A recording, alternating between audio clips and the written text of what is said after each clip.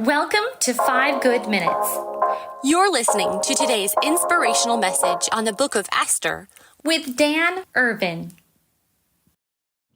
Welcome back to the 5 Good Minutes podcast.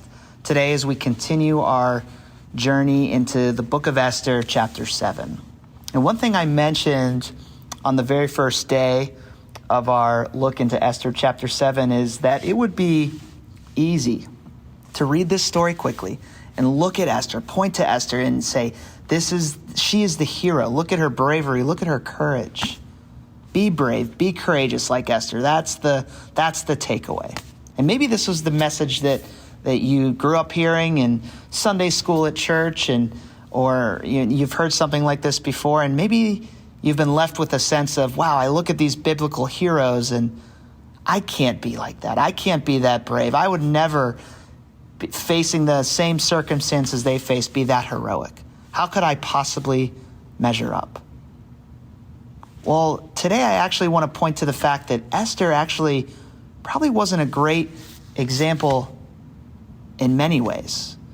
She deceived the king and Haman to get them to this banquet. She lied, and it can be implied from the text that she, deceived them in a way and got them drunk and had this banquet for them to enact her plan to save her people. Now, ultimately, it was to save her people, but still, there was some deception. There was some, unwillingness even on the part of Esther earlier in the book of Esther, a reluctant hero.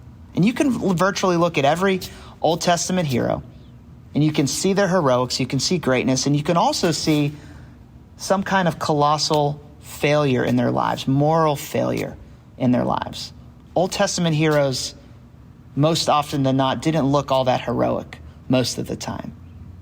And I think this leads us to one of the most important points in Esther chapter 7, is that God, in this case, used Esther, a broken, a morally bankrupt, imperfect person, to accomplish something, to accomplish his plan. And still today, God is at work. God is able to use people, broken people, sinful people, to move forward with his kingdom work.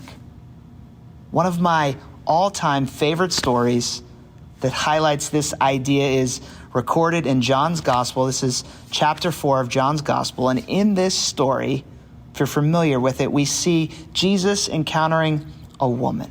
And Jesus encounters this Samaritan woman at a well in the middle of the day, getting her water, which would have been extremely uncommon.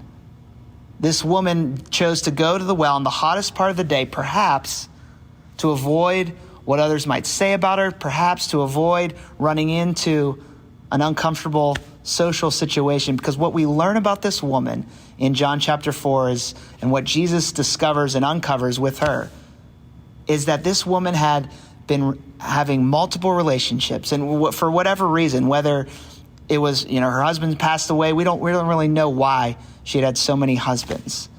But what we do know is in that culture, that would have been seen as almost a disgraceful thing, even to just have multiple lineages and relationships and husbands. And so here's this woman, and here's Jesus in this interaction. Jesus tells her who she is. He knows all this about her. And he tells her about who he is, foreshadows who he is. And he says, you don't need to be thirsty anymore. You can come to a well of living water that has water that will never run out. And this woman's life, in this instance, with Jesus is changed. I'd encourage you to read John chapter 4 in addition to Esther chapter 7 today. Take a look at that story if you're not familiar with it.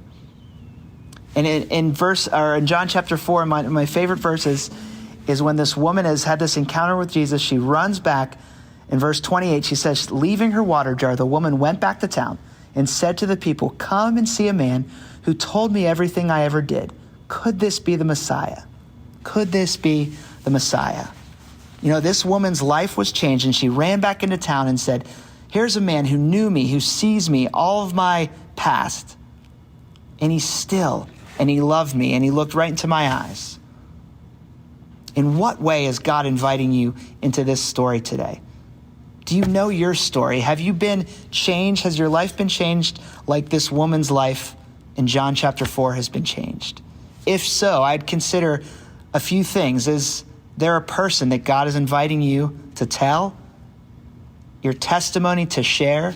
You know, if you're a follower of Jesus, have you ever taken the time to sit down and actually write out your story about how God met you along the way? Maybe it wasn't as in dramatic a fashion as John chapter 4, but God, if you call yourself a follower of Jesus Christ, has come into your life and met you. He's done something in your life, and that can be the thing.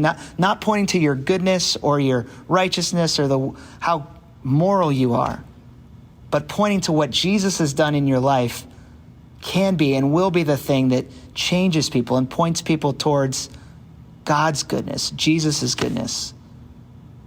Esther wasn't perfect, but her story, her life, points to a God that is perfect, a God that is for us.